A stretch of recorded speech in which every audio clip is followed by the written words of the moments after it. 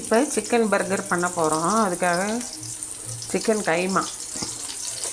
கைமா வந்து 100 gram, 2 onion, குட்டி onion பெரிய வெங்காயத்தில், அப்புறம் கொரியாண்டர் லீவ்ஸு, அப்புறம் சில்லி ஃப்ளேக்ஸு, உப்பு, பூண்டு, பொட்டுக்கடலை, ஜீரகம்லாம் சோம்பெல்லாம் போட்டு அடித்த பவுடர் கூட கலந்து கைமாவை ஒரு ஓட்டி மிக்சியில் இது எல்லாத்தையும் கையிலேயே போட்டு பிசைஞ்சு கொத்தமல்லி தலையெல்லாம் நல்லா ரெடி ஆகிட்டுருக்குது.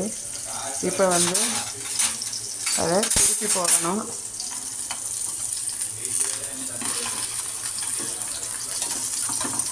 நீங்கள் பாட்டி வந்து கடையில் வாங்கிட்டு பண்ணுவீங்க. அப்படி பண்ணாமல் இது போல் பண்ணினீங்கன்னா வீட்லேயே சிம்பிளாக தவாலேயே பண்ணிடலாம். மறுபடியும் ஸ்லோ ஃபயரில் கொஞ்சம் நேரம் வேக வைக்கிறோம். ஒரு சைடு திருப்பி போட்டதே ஸ்லோ ஃபயர் வச்சிடணும்.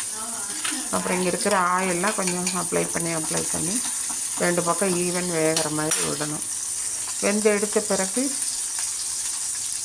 காமிக்கிறேன்.